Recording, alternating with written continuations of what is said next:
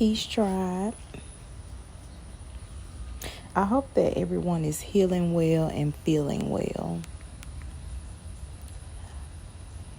When is the last time you closed your eyes and just imagine that you were in the life you desire? Not the life that someone else desires for you, or the life that someone has persuaded you that you were supposed to live, but the life that you actually are supposed to be living according to why you're here.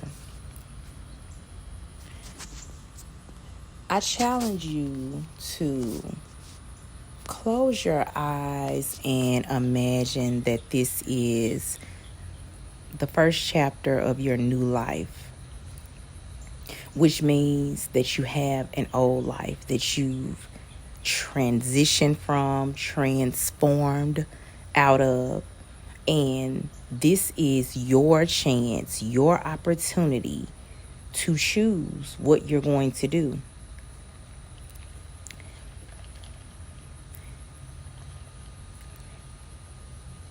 Many people don't realize that they are at this place right now in their lives. Some of us, our lives may look like it's falling apart. But remember, things have to be destroyed to be rebuilt. They say, be careful what you pray for. I feel like, yes, mindful of what you're asking for. And when you ask, all that you're going to receive in order to have that new life. Because many people have been praying for this new life, but they didn't realize that they're going to have to release people, places, things, and ideas that no longer serve them.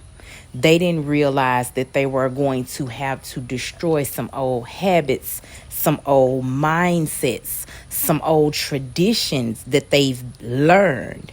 They didn't realize that they were going to have to unlearn the things that are not for their highest good and relearn the things that they forgot, they don't remember, or they never knew that they knew. Because this is what it takes to get to your new life. But the great thing about it is, remember I said many people don't realize that they're in that place where they get to create the life they desire. It's a blank slate for you. Whether you prayed for this or this is a part of your destiny, your divine assignment at this divine timing, whether you've manifested this, you put in the work for it and it's here. But with this blank state, it's like this blank slate where you get to create anything you desire in your life. Just choose wisely. But it's like Spirit is saying, shoot for the moon, you'll land a star regardless. Don't play yourself small this time. As this blank slate, this clean slate, this new beginning sits in front of you, are you going to double back to re-experience some things that you should have already learned? Or are you going to forgive yourself for not knowing what you didn't know before you learned it?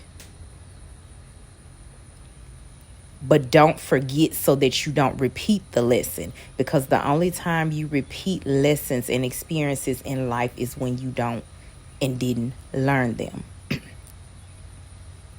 But many of you all are in a slate now where you know what you know. And that's what you know. And it's like once you see, you can't unsee. So as you walk this clean slate in your life, are you going to carry on other people's persuasion of who they think you should be or what they think you should have? Are you going to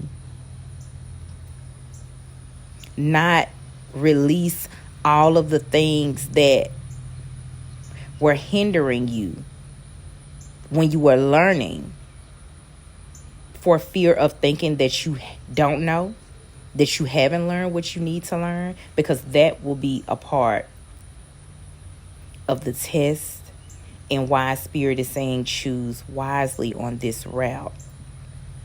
Because as you elevate, there's still going to be people, or if you see it that way, or energies or entities or whatever, pulling at you to say, is this really what you want?